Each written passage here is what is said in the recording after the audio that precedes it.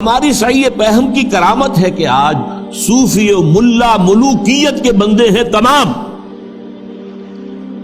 یہ بڑی تلخ بات ہے جو اقبال نے کہی ہے، لیکن بہت بڑی تلخ لیکن حقیقت پر مبنی بات ہے. صوفی و ملا ملوکیت کے بندے ہیں تمام. خلافت راشدہ کے بعد جو نظام ہمارا چلا ہے اس میں صوفی و ملا، علماء اور صوفیاء، ان کا نظام کیا تھا؟ ملوکیت کو سپورٹ، ایک نیگیٹو سپورٹ ہے. خانقاہوں میں بیٹھو، اللہ اللہ کیے جاؤ، ضربیں لگائے جاؤ، یہ کیے جاؤ، اپنا تزکیہ کیے جاؤ، مانجھے جاؤ، اپنے آپ کو رگڑے جاؤ رگڑے جاؤ رگڑے جاؤ رگڑے جاؤ، اسی میں زندگی بتا لو، چھوڑ کر اوروں کی خاطر یہ جہانے بے ثبات. اب باہر کیا ہو رہا ہے کیا نہیں ہو رہا ہے اسے کوئی غرض نہیں. شیطان ننگا ناچ رہا ہے، ناچے، ہمیں سے کیا غرض. ہمارے پاس تو آئے ہیں اتنے طالب ہیں، اتنے وہ سالک ہیں، وہ فلاں سالک آج اس مقام پر پہنچ گیا ہے، آج یہ مقامات، یہ سالک مقامات میں کھو گیا اور یہ امت خرافات میں کھو گئی. یہ سارا معاملہ جو ہے، اور ملا کا معاملہ کیا ہے؟ دو طرف سے. ملا نے سب سے پہلے، ہمارے فقہا نے متغلب کی حکومت کو جائز قرار دیا. یعنی اگر کوئی شخص اپنی قوت کے بل پر آ کر حکومت پر قبضہ کر لے تو جائز،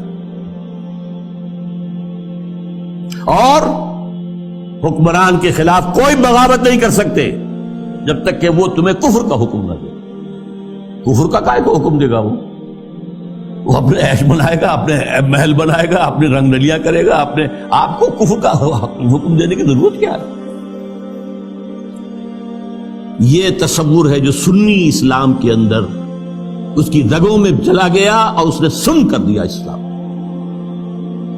استثناء اگر ہے تو شیعہ اسلام، وہ تسلیم نہیں کرتے، چاہے کھڑے نہ ہو، مقابلہ نہ کرے، تسلیم نہیں کرتے، ذہناً ریکنسائل نہیں کرتے، نفرت کرتے. یہی ان کی پوری تاریخ کے اندر ہے. لیکن ہمارے ہاں کیا ہے؟ شیخ الاسلام بن کر بیٹھے ہوئے ہیں. استاد نے، امام ابو حنیفہ نے تعاون گوارا نہیں کیا اس ملوکیت کے ساتھ.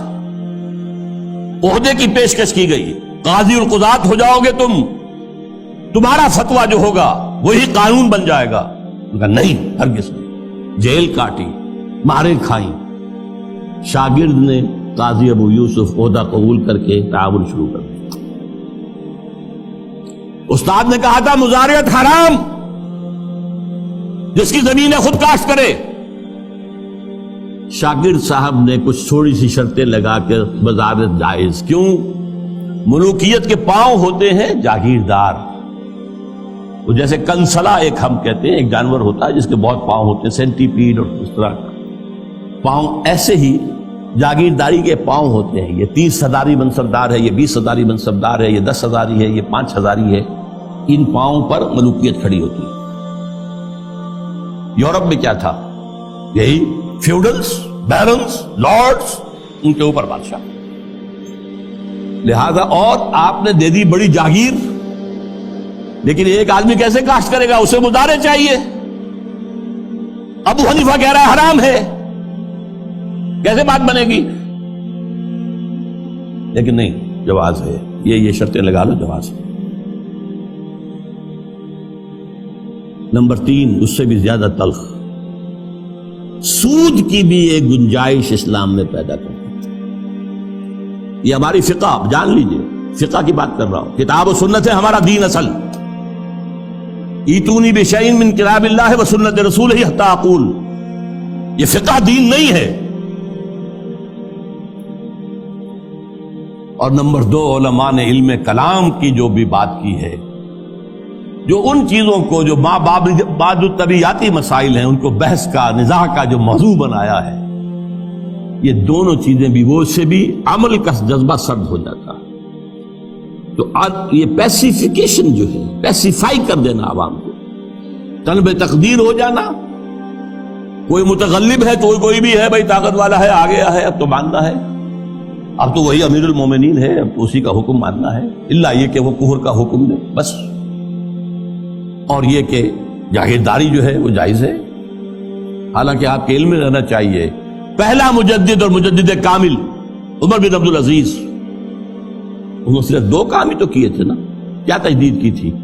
ابھی نہ فرقہ بدت پرستی تھی، نہ فرقہ بندی تھی، نہ علم کلام تھا، نہ شاعرہ تھے، نہ اور لوگ تھے، کوئی بحث تھی ہی نہیں، 2 ہی چیزیں تھی، ایک موروثی بادشاہت اور دوسرے جاگیریں، 2 ہی تو کام کیے انہوں نے کہا مجھے چونکہ نامینیٹ کیا ہے ایک شخص نے خلیفہ، میں نہیں تیار ہوں اس کو قبول کرنے کے لیے، الا یہ کہ لوگ چاہیں، لوگوں نے کہا ہم چاہتے ہیں، ٹھیک ہے، پہلی کی بات ختم ہو گئی۔ دوسری، انہوں نے منگائی قینچی اور ساری دستاویزات منگوا لی جو جاگیریں دی گئی تھیں ان سے پہلے، اور وہ سب قینچی سے، شریڈر اس وقت تک ایجاد نہیں ہوا تھا، بڑا ورنہ آسان کام ہو جاتا، وہ قینچی سے ساری قطر کر کے پھینک دی، کوئی جاگیر نہیں۔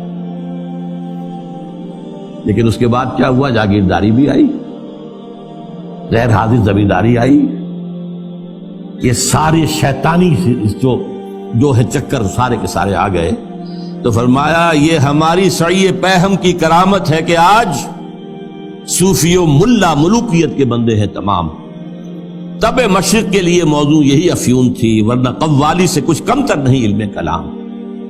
قوالی بھی کیا کرتی ہے؟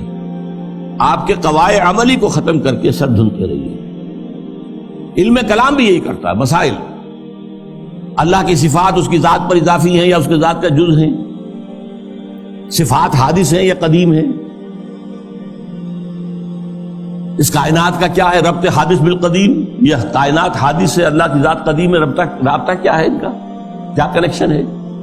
یہ مسائل جو لا ینحل ہے، یہ اس ماورا اس طبقے سے تعلق ہے ان تمام کا کہ ان کو حل ممکن نہیں۔ قرآن نے، حدیث نے ان کو چھیڑا ہی نہیں ہے، اپنی جگہ مسائل ہے، فلسفے میں بحثیں ہوتی ہیں، گفتگویں ہوتی ہیں، لیکن یہ کہ ان کو موضوع بنا لینا، انہی پر بحثیں ہونا۔ میں صرف تاریخی طور پر آپ کو بتا رہا ہوں، جب ترک قسطنطنیہ کا محاصرہ کیے ہوئے پڑے ہوئے تھے تو آیا صوفیہ جو ان کا سب سے بڑا چرچ تھا، بڑی مسجد ہے وہ، وہاں پر مناظرہ ہو رہا تھا کن مسائل پر؟ علماء عیسائیوں کے، ایک سوئی کی نوک پر کتنے فرشتے آ سکتے ہیں؟ حضرت عیسیٰ کی ولادت کے بعد بھی حضرت مریم کنواری رہ گئی یا نہیں؟ اور جو لاسٹ سپر میں روٹی کھائی تھی حضرت عیسیٰ نے، وہ خمیری تھی یا فطیری تھی؟ ان مسائل پر بحثیں ہو رہی ہیں آیا صوفیہ میں، اور وہاں لشکر مسلمانوں کا پڑا ہوا گھیرے ہوئے۔ یہی حال ہمارا ہے ہندوستان میں، انگریز آ چکا ہے، بنگال سے آگے بڑھ رہا ہے، ہماری حکومتیں جو چھوٹے چھوٹے یہ ہیں سلطان بیٹھے ہوئے ہیں، نواب ختم ہو رہے ہیں، اور ہمارے علماء میں سے 2 ٹاپ کے علماء، 2 جن کا میں اس وقت نام نہیں لینا چاہتا، کہیں خامخواہ ایک سوء ظن اشخاص سے نہ ہو جائے، کن مسائل پر گفتگو کر رہے ہیں؟ اللہ جھوٹ بول سکتا ہے یا نہیں؟ آپ کے نہیں بول سکتا تو اس کا مطلب اللہ کل شیء قدیر نہیں ہے، اور بول سکتا ہے پھر اس کی وہ شان نہیں رہی باقی تنزیہ۔ اللہ کوئی دوسرا محمد بنانے پر قادر ہے یا نہیں؟ اگر ہے تو اس کا مطلب بے نظیر تو نہ ہوئے محمد صلی اللہ علیہ وسلم۔ یہ مسائل ویسے ہوتی تھی، بڑے علماء، منطقی علماء اس پر ویسے۔ تو یہ ہے طب مشرق کے لیے موضوع یہی افیون تھی، ورنہ قوالی سے کچھ کمتر نہیں علم الکلام۔